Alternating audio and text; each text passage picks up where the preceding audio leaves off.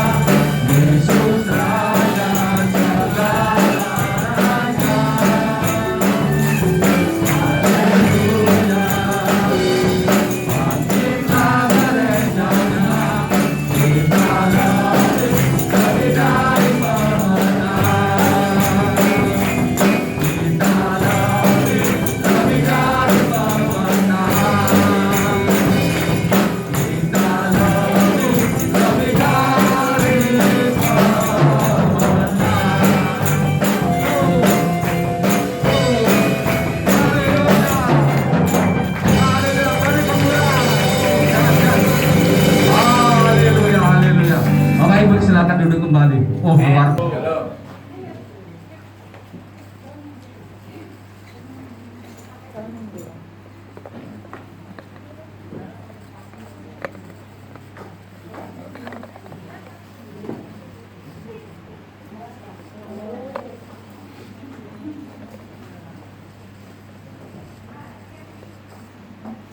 Bapak Ibu,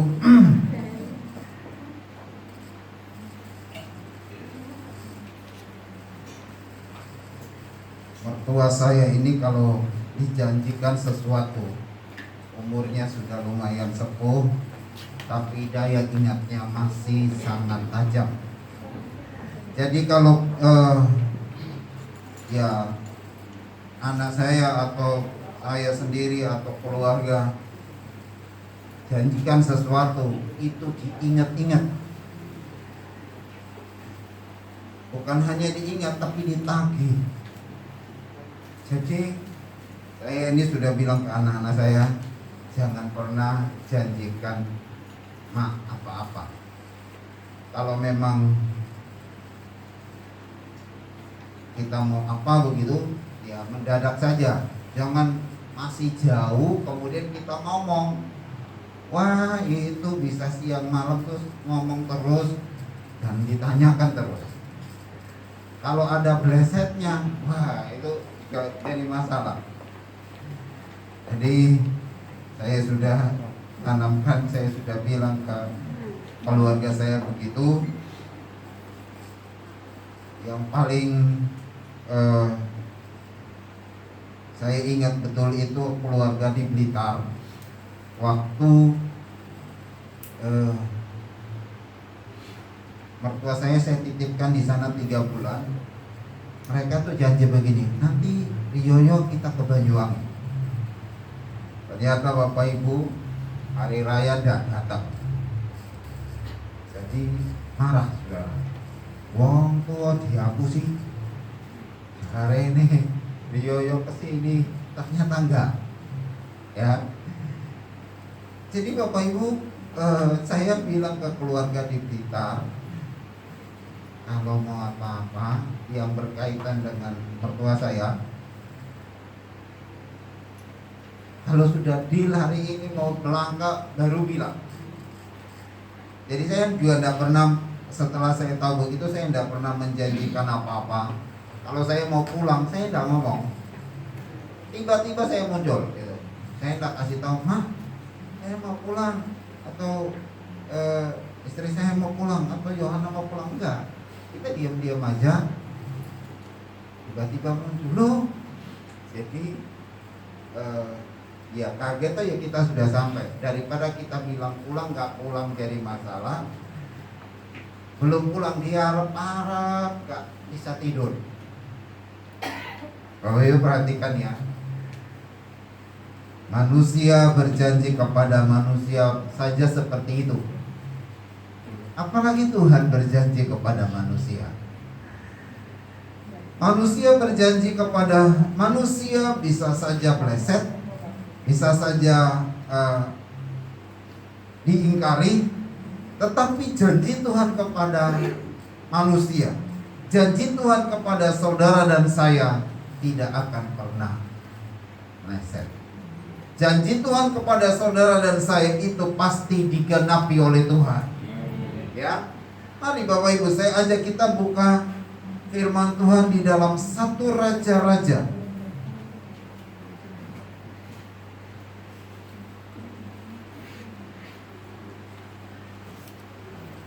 Kita akan melihat janji Tuhan yang Tuhan sampaikan kepada Daud.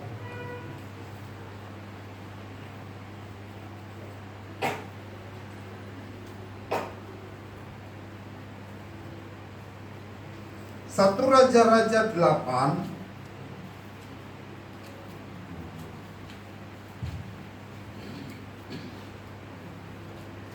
1 Raja-Raja 8, Bapak Ibu bisa baca mulai ayat 14 sampai 21.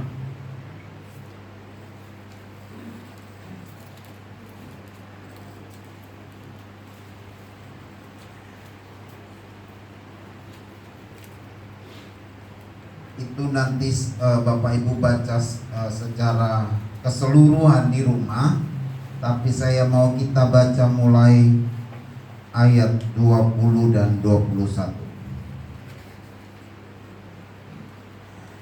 1 Raja-Raja pasal 8 ayat 20 dan 21. Demikian bunyi firman Tuhan. Jadi Tuhan telah menepati janji yang telah diucapkannya. Aku telah bangkit menggantikan Daud ayahku, dan telah duduk di atas takhta kerajaan Israel seperti yang difirmankan Tuhan. Aku telah mendirikan rumah ini untuk nama Tuhan Allah Israel, dan telah menyediakan di sana tempat untuk tabut yang memuat perjanjian yang telah diadakan Tuhan dengan nenek moyang kita ketika mereka dibawanya keluar dari tanah Mesir.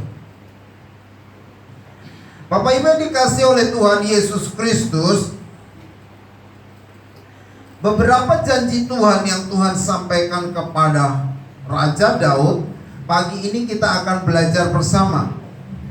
Yang pertama, janji Tuhan yang pertama ini bukan kepada Daud saja, tapi kepada orang Israel secara keseluruhan. Kita lihat di dalam ayatnya yang ke-21.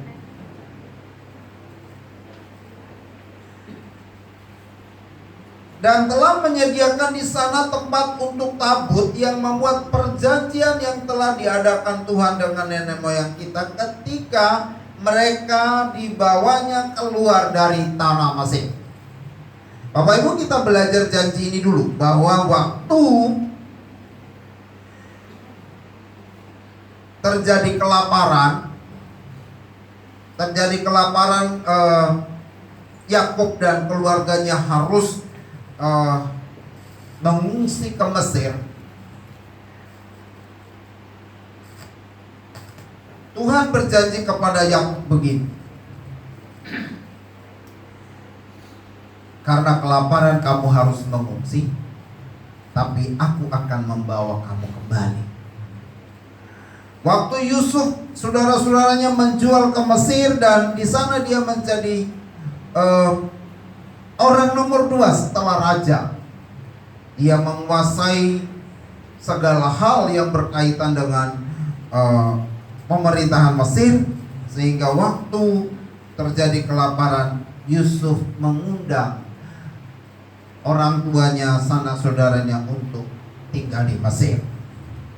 Amin. Janji Tuhan yang Tuhan sampaikan kepada Yakub adalah begini: sekarang kamu datang sebagai orang asing di Mesir, tapi tidak usah takut, aku akan membawa kamu kembali. Janji ini dipegang betul sama orang Israel. Ketika Yakub dan keluarganya ke Mesir, mereka tinggal di sana cukup lama. Hampir 430 tahun. Di sana mereka tinggal, tetapi mereka ingat akan janji Tuhan bahwa satu saat mereka akan kembali ke tanah Kanaan, tanah yang dijanjikan Tuhan berlimpah dengan susu dan madu. Dalam jangka waktu yang lama Bapak Ibu, tapi kembali saya garis bawahi kepada kita semua, janji Tuhan tidak pernah gagal. Ya, memang begini Bapak Ibu, karena janji itu, karena lamanya waktu yang harus kita lalui, kadang-kadang kita berpikir begitu, bahwa Tuhan ini apa lupa ya? Apa Tuhan ini tidak akan menepati janjinya? Tetapi kita harus bersyukur kepada Tuhan bahwa Allah yang saudara dan saya sembah sampai hari ini, Dia Allah yang selalu menepati janjinya. Bapak Ibu, sekitar 430-an tahun terjadi penganiayaan, terjadi perbudakan. Kenapa? Sebenarnya terjadi itu bukan karena apa-apa. Kenapa orang Israel harus diperbudak dengan kerja keras yang tidak manusiawi? Karena orang Mesir takut. Orang keturunan Yakub di Mesir bertumbuh begitu cepat. Dalam waktu sekitar 400-an tahun itu mereka sudah lebih banyak daripada penduduk Mesir sendiri. Ini pendatang loh. Pendatang tapi lebih banyak. Jadi orang Mesir ini ketakutan. Loh, cepet. Ini kalau terjadi apa-apa, ya kita nih yang punya negara ini loh, kita bisa dikuasai loh. Nah, dengan dasar pemikiran itulah maka mulai terjadi kerja paksa. Mereka dipaksa bekerja dengan tujuan menghambat pertumbuhan mereka. Walaupun begitu Bapak Ibu, Alkitab katakan bahwa mereka terus berkembang biak. Punya anak tuh, orang Israel sampai takut. Maka keluarlah undang-undang bahwa untuk menghambat pertumbuhan mereka, bidan-bidan yang ada di Mesir disuruh, kalau bayinya orang Ibrani itu lahir, kalau laki-laki langsung bunuh, kalau perempuan biarin hidup. Tetapi bidan-bidan yang ada di Mesir itu, firman Tuhan katakan bahwa mereka orang yang takut akan Tuhan. Jadi kalau mereka datang, perempuan-perempuan Ibrani ini melahirkan, dibiarkan hidup. Dipanggil lagi, loh kenapa kamu tidak bunuh? Mereka bilang, waduh, perempuan Ibrani itu kuat-kuat. Kita belum nyampe sudah melahirkan. Masa dia sudah tahu anaknya laki, kita bunuh. Akhirnya raja tidak mau kecolongan, dibunuh beneran Bapak. Seperti itu. Tetapi apakah janji Tuhan kepada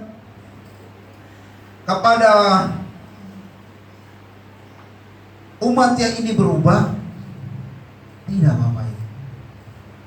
Akhirnya benar-benar digenapi pada zaman Musa. Tuhan pilih dia dan membawa bangsa Israel menduduki tanah Kanaan. Bapak Ibu, tidak sebentar loh, 400-an tahun. Tapi yang perlu saudara dan saya tanamkan baik-baik pada pagi hari ini, bahwa janji Tuhan itu ya dan amin. Betul ya Bapak Ibu? Janji Tuhan itu ya dan amin. Kalau hari ini janji Tuhan buat saudara dan saya, mungkin Bapak Ibu menangkap ada janji Tuhan secara pribadi buat Bapak Ibu. Sampai hari ini belum terjadi, belum digenapi. Tapi Bapak Ibu harus percaya, waktunya Tuhan, janji Tuhan ini akan terjadi dalam hidup saya. Harus begitu. Salomo dalam pentabisan bait Allah, dia berbicara seperti itu, bahwa nenek moyang kita dulu dijanjikan Tuhan bahwa mereka akan kembali ke tanah perjanjian, tanah Kanaan. Itu benar-benar digenapi. Jadi janji ini tidak secara pribadi kepada Salomo, tetapi kepada bangsa Israel. Dan Salomo melihat janji Tuhan itu, bahwa Tuhan menggenapi janjinya. Itu yang membuat dia semakin percaya bahwa Tuhan berjanji, pasti Tuhan menggenapi. Sekarang kita lihat di dalam ayatnya yang ke-20, janji Tuhan berikutnya. Nah, ini secara pribadi kepada Daud. Kepada Daud. Bapak Ibu lihat di ayat 20. Jadi Tuhan telah menepati janji yang telah diucapkannya.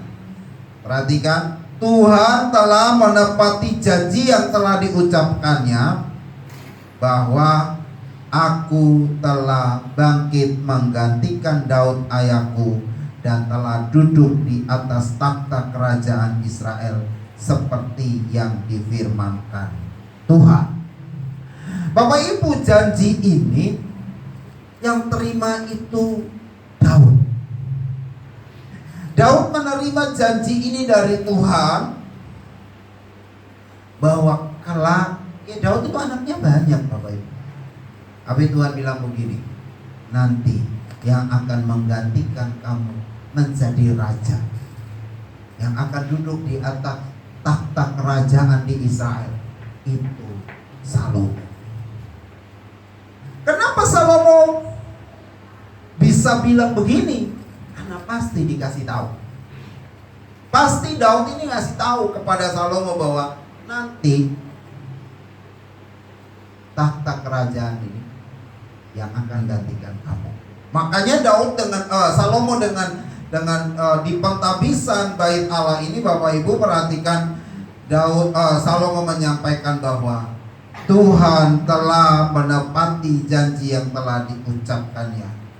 Aku telah bangkit menggantikan Daud ayahku, dan telah duduk di atas tahta kerajaan di Israel seperti yang difirmankan Tuhan. Ya, terjadi perebutan memang awalnya, tetapi Tuhan tetap menggenapi janjinya. Salomo lah yang ditabiskan dan menggantikan ayahnya Daud menjadi raja. Janji ini sebelumnya sudah disampaikan kepada Daud, bahwa Daud nanti Salomo yang menjadi raja. Dan itu disampaikan kepada istrinya Betseba, bahwa nanti Salomo yang jadi raja. Salomo belum ditabiskan menjadi raja, ada anak Daud yang lain yang sudah ditabiskan menjadi raja. Betseba protes, loh, siapa ini Salomo?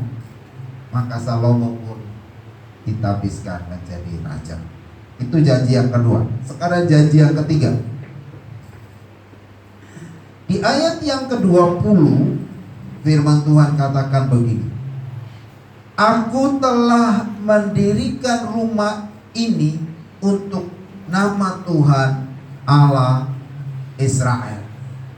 Bapak Ibu, pembangunan bait Allah ini sebenarnya idenya itu ide Daud. Daud yang punya kerinduan untuk membangun bait Allah. Karena apa? Karena selama ini bait Allah ini bongkar pasang terus.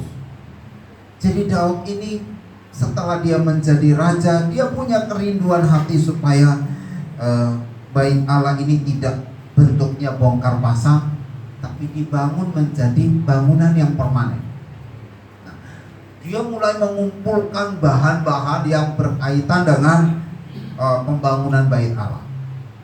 Dalam upaya mengumpulkan semua bahan bangunan untuk bait Allah, Tuhan bilang begini sama dia, Daud, bukan kamu yang bangun bait Allah,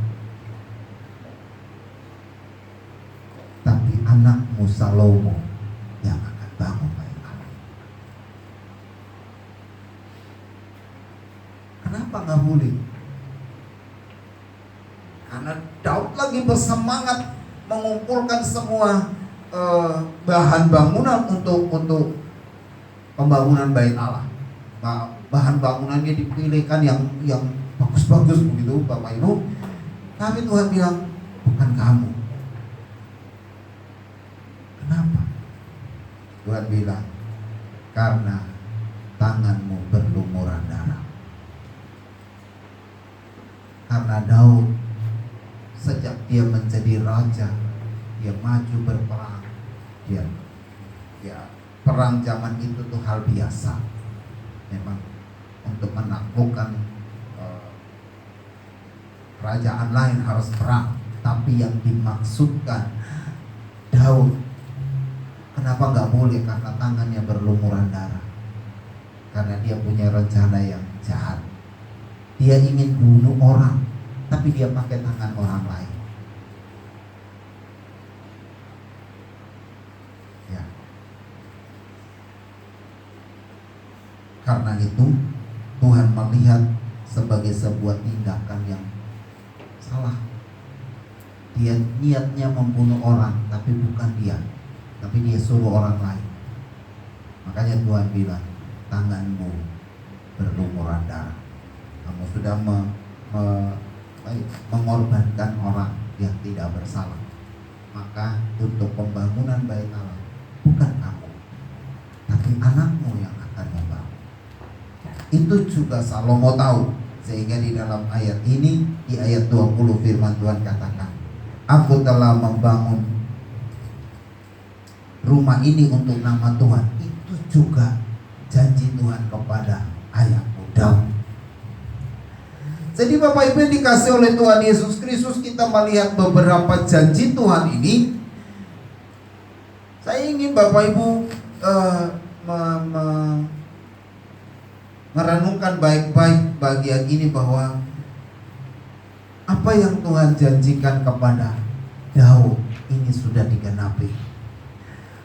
Salomo menjadi penerus keturunannya Daud, sudah menggenapi janji Tuhan dalam hidupnya. Hari ini saya mau sampaikan kepada Bapak Ibu sekalian bahwa Bapak Ibu pun Tuhan punya janji yang luar biasa dalam kehidupan Bapak Ibu. Dan mari Bapak Ibu, kita maju di dalam Tuhan dan kita mulai belajar begini. Aku mau supaya Tuhan menggenapkan rencananya dalam hidup saya. Aku mau supaya janji Tuhan dalam hidup saya itu benar-benar janji yang Tuhan genapi dalam kehidupan saya.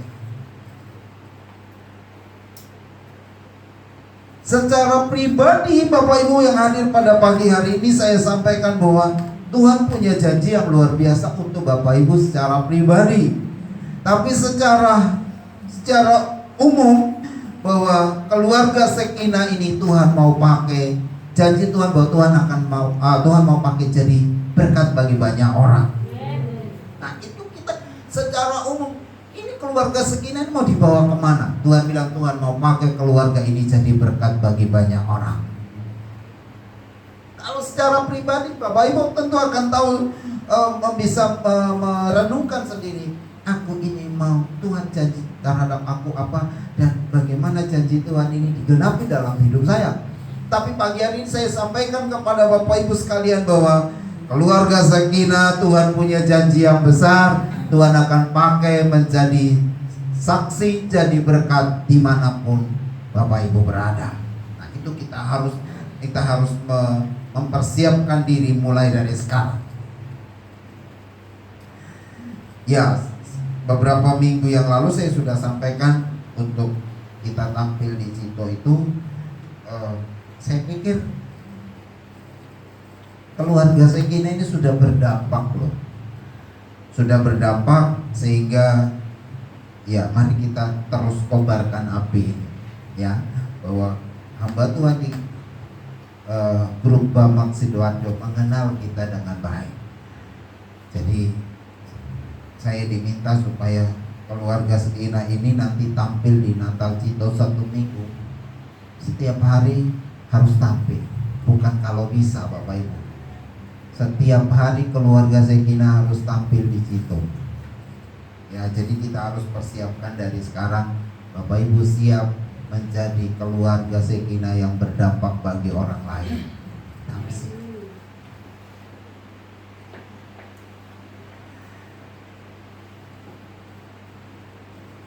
Saya mengingat betul ini sebuah janji Tuhan yang sampai hari ini juga saya sedang menunggu Tuhan, apa yang Tuhan mau kerjakan dengan jemaat Tuhan di tempat ini. Waktu itu ada seorang hamba Tuhan yang kesini dan dia berdoa dan dia bilang waktu itu golongannya Nathan itu masih anak-anak, Nathan, Asia, Bebe itu masih kecil, nggak tahu sudah sekolah, ya sudah sekolah minggu itu. Saya di waktu hamba Tuhan itu datang dan dia berdoa, dia bilang anak-anak di tempat ini akan dipakai Tuhan menjadi generasi penuntas. Saya terima itu, iya kaget juga gitu. Wow, janjinya ini luar biasa. Tapi untuk menggenapkan janji Tuhan di tempat ini bisa. Saya merenungkan janji Tuhan itu. Ya, sampai hari ini saya sedang berdoa bagaimana supaya saya waktu itu terima janji Tuhan itu golongannya Nathan, Bebe, Esra, itu mereka masih sekolah minggu. Dan Tuhan bilang anak-anak di tempat ini akan dipakai Tuhan menjadi generasi penuntas. Jadi itu menjadi doa saya sampai hari ini. Apa yang tidak bisa dikerjakan, dilakukan oleh saya dan Bapak Ibu, itu akan dilanjutkan oleh anak-anak. Mereka lah yang akan menuntaskan itu. Apa yang Bapak Ibu dan saya kerjakan hari ini, bagian kita mungkin belum selesai, tapi mereka lah yang akan melanjutkan itu. Makanya saya selalu sampaikan begini kepada Bapak Ibu, kalau Bapak Ibu sayang anak-anak, sayang cucu-cucu, giatkan mereka di dalam Tuhan. Kalau Bapak Ibu mau mereka dipakai Tuhan sebagaimana janji Tuhan mereka adalah generasi penuntas, maka siapkan mereka mulai dari sekarang. Ya, saya tidak mengunggul-unggulkan anak-anak di sini. Ya, tapi saya bersyukur bahwa anak-anak Tuhan di sini itu gampang, dikasih tahu tuh mudah, dibilang begini iya, gampang. Tidak sulit begitu, dikasih tahu begini mereka langsung tanggap. Ya, bersyukur Tuhan baik. Ya, saya terus berdoa supaya mereka di zaman mereka benar-benar menjadi generasi penuntas di dalam pekerjaan Tuhan di sini. Dan itu tidak bisa saya sendiri, saya yang berdoa, tetapi itu juga tugas Bapak Ibu sekalian. Sedikit cerewet kepada anak-anak, gak apa-apa, karena memang kita sedang mempersiapkan mereka. Anak-anak juga tidak bisa kalau orang tua ngomong terus membantah dan menolak. Jangan. Tapi terima itu sebagai sebuah kesempatan di mana Tuhan mau pakai hidup si Tuhan, ya.